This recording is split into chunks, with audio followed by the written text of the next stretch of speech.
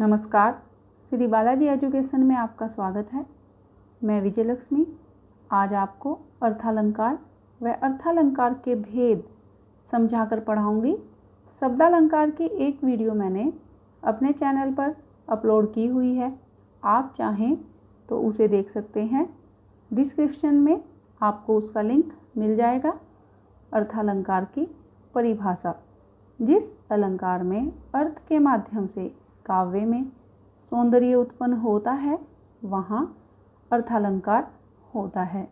अर्थात जहाँ पर अर्थ के द्वारा काव्य की सुंदरता बढ़ती है तो वहाँ अर्थालंकार होता है। या फिर यह भी कहा जा सकता है कि शब्द के अर्थ के कारण काव्य में चमत्कार पैदा होता है तो अर्थालंकार होता है। जैसे प्रातः नभ था बहुत नीला शंख जैसे। नभ का जो अर्थ है वो है आसमान या आकाश। तो यहाँ पर कवि कह रहे हैं कि प्रातः काल के समय आसमान नीले शंख के जैसा लग रहा था। तो यहाँ पर इस पंक्ति में अर्थ के माध्यम से इस पंक्ति की सुंदरता बढ़ रही है, तो यहाँ अर्थालंकार है। यह अर्थालंकार का उदाहरण है। अर्थालंकार के भेद: अर्थालंकार के कुछ प्रमुख भेद निम्नलिखित हैं जिनके बारे में आज हम विस्तार से जानेंगे। जैसे उपमालंकार, रूपक अलंकार, उत्प्रेक्षालंकार, मानवीकरण अलंकार, अतिशयोक्ति अलंकार, पुनरुक्ति प्रकाश अलंकार, अन्योक्ति अलंकार। उपमालंकार: उपमालंकार की परिभाषा: जहाँ गुण स्वभाव व धर्म में समान लगने वाली दो वस्तुओं या व्यक्तियों की परस्पर तुलना की जाए वहाँ उपमा अलंकार होता है। तो उपमा अलंकार में एक वस्तु की तुलना दूसरी वस्तु से की जाती है या फिर एक व्यक्ति की तुलना किसी वस्तु से भी की जा सकती है। उपमा अलंकार के 4 अंग होते हैं। उपमेय: जिस व्यक्ति या वस्तु की दूसरे से तुलना की जाए अर्थात प्रस्तुत। तो जिसकी हम तुलना करते हैं, जो हमारे सामने प्रस्तुत है, वह उपमेय कहलाता है। और उपमान: जिस व्यक्ति या वस्तु से तुलना की जाए अर्थात अप्रस्तुत, जो हमारे सामने प्रस्तुत नहीं है और जिससे हम उपमेय की तुलना कर रहे हैं वह उपमान कहलाता है।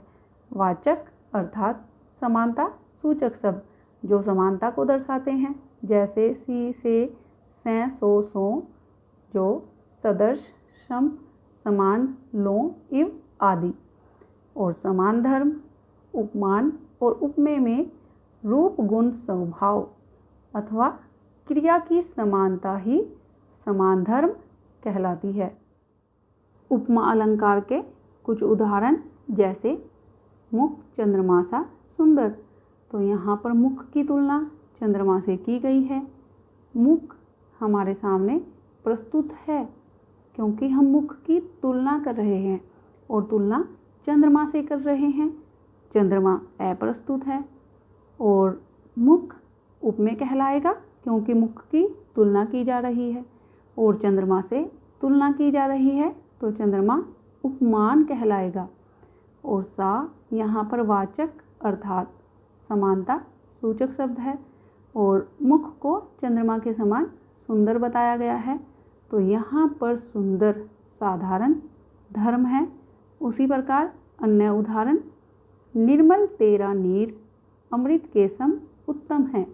तो यहाँ पर निर्मल तेरा नीर उपमेय है क्योंकि नीर की तुलना की जा रही है और तुलना अमृत से की जा रही है, तो अमृत यहाँ उपमान है और सम वाचक शब्द है और उत्तम साधारण धर्म है। अगला उदाहरण: बैठी है सीता सदा राम के भीतर। जैसे विद्युत दुती घन श्याम के भीतर। तो यहाँ पर राम के हृदय में बसी सीता के लिए बादलों में छिपी बिजली की उपमा दी गई है। उपमा अलंकार के 2 भेद होते हैं। उपमा अलंकार के भेदों को जानना इसलिए भी आवश्यक है क्योंकि परीक्षा में उपमा अलंकार से संबंधित प्रश्न पूछ लिए जाते हैं। तो उपमा अलंकार का पहला भेद है पूर्णोपमा। जिस उपमा में चारों अंग उपस्थित रहते हैं वहाँ पूर्णोपमा होता है। जैसे उपमेय, उपमान, वाचक शब्द और साधारण धर्म, जहाँ यह चारों उपस्थित रहते हैं वहाँ पूर्णोपमा होता है। जैसे पीपर पात, सरिस मन, डोला। तो यहाँ पर मन उपमेय है और पीपर पात उपमान है और सरिस वाचक शब्द है और डोला साधारण धर्म है। नील गगन सा शांत हृदय था हो रहा। तो यहाँ पर शांत हृदय उपमेय है और नील गगन उपमान है और यहाँ सा वाचक शब्द है और हो रहा साधारण धर्म है। अन्य उदाहरण है हाय फूल सी कोमल बच्ची हुई राख की ढेरी। तो यहाँ पर बच्ची उपमेय है और फूल और कोमल उपमान है और सी वाचक शब्द है और हुई राख की ढेरी साधारण धर्म है। मुख है फूल सा सुंदर। तो मुख की तुलना फूल से की गई है। यहाँ पर मुख उपमेय है और फूल उपमान है और सा वाचक शब्द है और सुंदर साधारण धर्म है। उपमा अलंकार का दूसरा भेद है लुप्तोपमा अलंकार। जब उपमा अलंकार के 4 अंगों में से कोई अंग लुप्त हो जाता है तो उसे लुप्तोपमा कहते हैं। जो अंग लुप्त होगा उसी के अनुसार उसका नाम होगा। जैसे उपमेय लुप्तोपमा, उपमान लुप्तोपमा, वाचक लुप्तोपमा और धर्म लुप्तोपमा। अर्थात जो उपमा अलंकार के 4 अंग हैं उन 4 अंगों में से जो भी अंग लुप्त होगा उसी के आधार पर उसका नाम हो जाएगा। जैसे अगर उपमेय लुप्त है तो उपमेय लुप्तोपमा कहलाएगा। जैसे यहाँ पर उदाहरण लिखे हुए हैं मुख चंद्रमा के समान है। तो यहाँ पर मुख को चंद्रमा के समान तो बताया गया है, लेकिन ऐसा कुछ नहीं बताया गया कि मुख चंद्रमा के समान सुंदर है या बदसूरत है। तो मुख यहाँ पर उपमेय है, चंद्रमा उपमान है और के समान वाचक शब्द है। तो यहाँ पर धर्म लुप्त है, तो यह धर्म लुप्तोपमा का उदाहरण है। पड़ी थी बिजली सी विकराल, यहाँ पर उपमेय नहीं है, तो यह उपमेय लुप्तोपमा का उदाहरण है। और उसी प्रकार कुलिस कठोर सुनत कटुबानी, विलपत लखन सिय सब रानी। यहाँ उपमेय कटुबानी है, उपमान कुलिस है और साधारण धर्म कठोर है, लेकिन वाचक शब्द न होने से यहाँ वाचक लुप्तोपमा है। रूपक अलंकार। जब गुण की समानता के कारण उपमेय को उपमान का रूप दे दिया जाए तो रूपक अलंकार होता है। अर्थात उपमेय और उपमान के गुणों में इतनी अधिक समानता हो कि दोनों में अंतर दिखाई न दे और उपमेय को उपमान का रूप दे दिया जाए तो वहाँ रूपक अलंकार होता है। विशेष इसमें साधारण धर्म और वाचक शब्द नहीं होते और उपमेय और उपमान के बीच अक्सर योजक चिन्ह होते हैं। जैसे पायो जी मैंने राम रतन धन पायो। तो यहाँ पर राम रत्न का अर्थ है राम रूपी रत्न, कि मैंने राम रूपी रत्न को पा लिया है। तो यहाँ राम और रत्न में अंतर कर पाना कठिन है। दूसरा उदाहरण मैया मैं तो चंद्र खिलौना ले हूँ।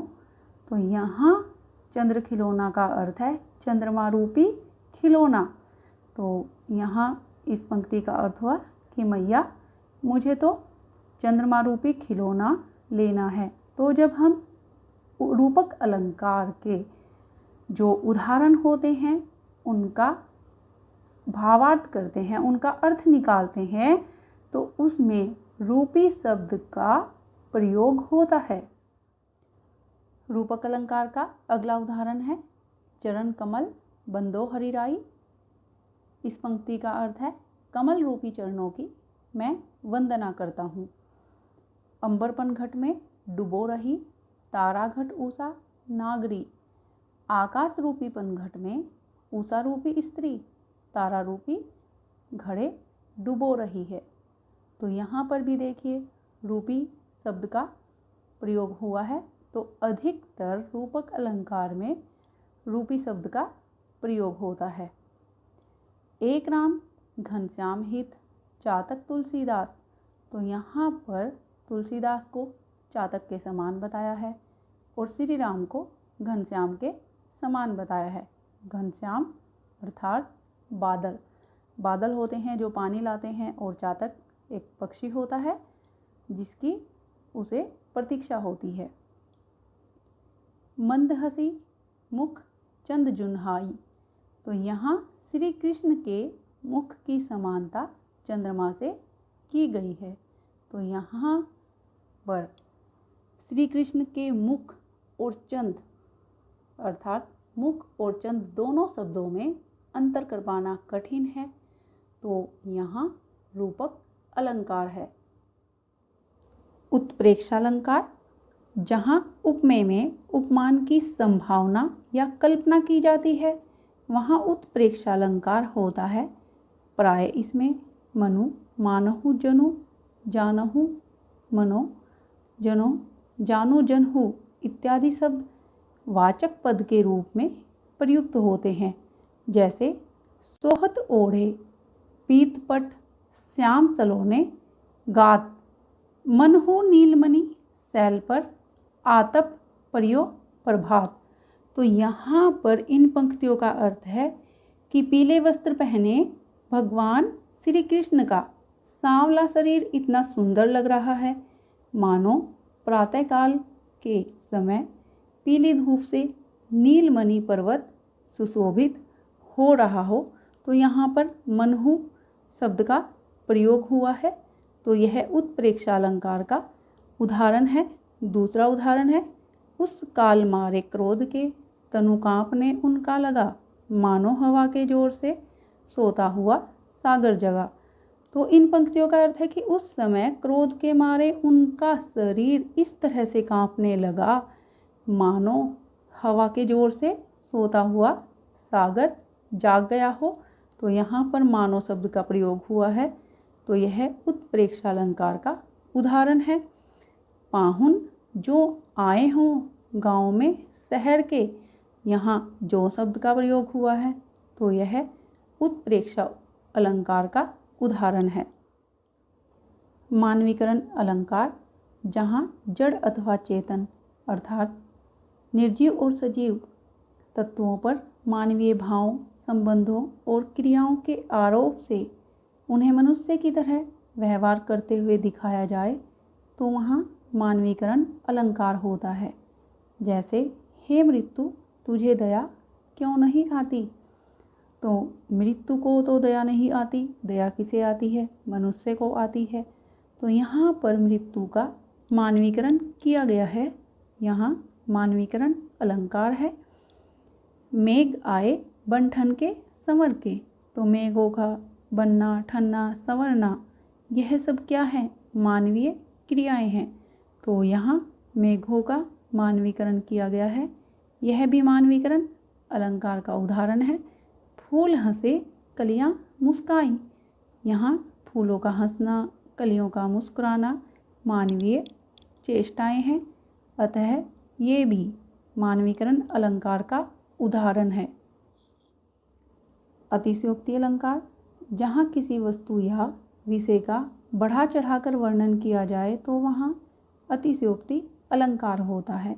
जैसे हनुमान की पूंछ में लगन न पाई आग, लंका सिगरी जल गई गए निशाचर भाग।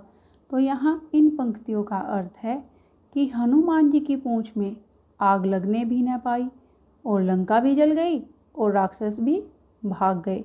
तो यहाँ पर बढ़ा चढ़ाकर वर्णन किया गया है, इसलिए यहाँ अतिशयोक्ति अलंकार है।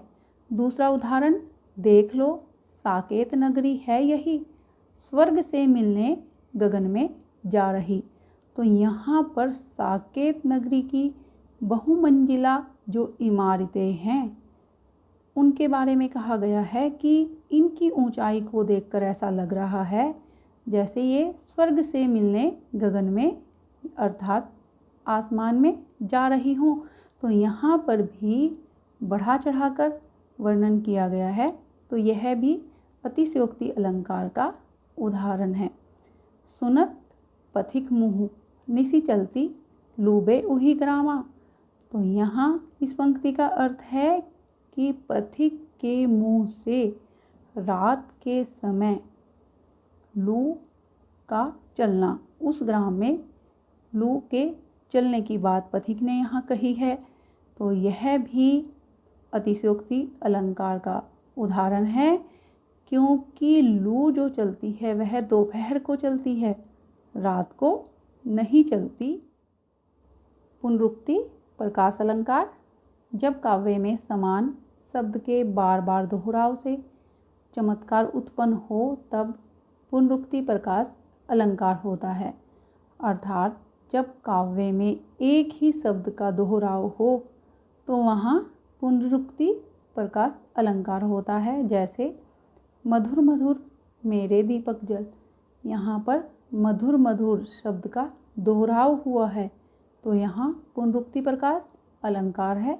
उसी प्रकार कभी कभी वह यूं ही दे देता है उसका साथ, तो यहाँ पर कभी कभी शब्द का दोहराव हुआ है, यहाँ भी पुनरुक्ति प्रकाश अलंकार है। तीसरा उदाहरण, गिरी का गौरव गाकर झरझर, यहाँ पर झरझर शब्द का दोहराव हुआ है तो यहाँ भी पुनरुक्ति प्रकाश अलंकार है। तो अक्षर परीक्षा में पुनरुक्ति प्रकाश अलंकार से संबंधित प्रश्न पूछ लिए जाते हैं, क्योंकि जो परीक्षा में अपठित पद्यांश होते हैं उनमें पुनरुक्ति प्रकाश अलंकार को पूछ लिया जाता है। अन्योक्ति अलंकार। अन्योक्ति का अर्थ है अन्य के प्रति कही गई उक्ति। इस अलंकार में अप्रस्तुत अर्थात उपमान के माध्यम से प्रस्तुत अर्थात उपमेय का वर्णन किया जाता है। तो कहने का भाव है कि कहीं पे निगाहें और कहीं पे निशाना होता है, तो प्राय इसमें व्यंग की प्रधानता होती है और किसी एक व्यक्ति या वस्तु को लक्ष्य कर कही गई बात यदि किसी दूसरे व्यक्ति या वस्तु पर घटित हो तो वहाँ अन्योक्ति अलंकार होता है। इसमें प्रतीक के रूप में, सिंबल्स के रूप में बात कही जाती है जिसका दूसरा या अन्य अर्थ भी निकलता है। अन्योक्ति अलंकार के कुछ उदाहरण, जैसे केरा तभी न चेतिया, जब ढींग लागी बेरी अब के चेते का भयो, कांटनी लीन हो घेरी। तो यहाँ पर केले के वृक्ष के माध्यम से मनुष्य से कहा गया है कि उसने पहले अपने निकट लगी बेरी की झाड़ी अर्थात मनुष्य के अवगुणों की चिंता नहीं की, और अब जब कांटों ने अर्थात अवगुणों ने उसे घेर लिया है तब वह चिंतित है। दूसरा उदाहरण है, जलविच मिन प्यासी सुनी सुनी आवे हाँसी। तो यहाँ जल सुख सुविधाओं के लिए प्रयोग किया गया है, सुख सुविधाओं के भवसागर के लिए, और मीन मनुष्य के लिए प्रयोग किया गया है। तो यहाँ पर कबीरदास जी ने कहा है कि सुख सुविधाओं के बीच में रहकर भी मनुष्य प्यासा रह जाता है। यहाँ पर प्यासे से अर्थ है असंतुष्ट रहता है, अतृप्त रहता है। तो यह बात सुन सुनकर हंसी आती है। उसी प्रकार से अन्य उदाहरण है, फूलों के आसपास रहते हैं कांटे फिर भी उदास रहते हैं। नहीं पराग नहीं मधुर मधु नहीं विकास इही काल, अली कली ही सो बंधो आगे कौन हवाल। तो आज हमने अर्थालंकार के भेद पढ़े हैं। मैं विजयलक्ष्मी आशा करती हूँ कि आपको यह पाठ समझ आया होगा। फिर भी आप अलंकार से संबंधित कोई प्रश्न पूछना चाहते हैं तो कमेंट बॉक्स में लिखकर पूछ सकते हैं। धन्यवाद।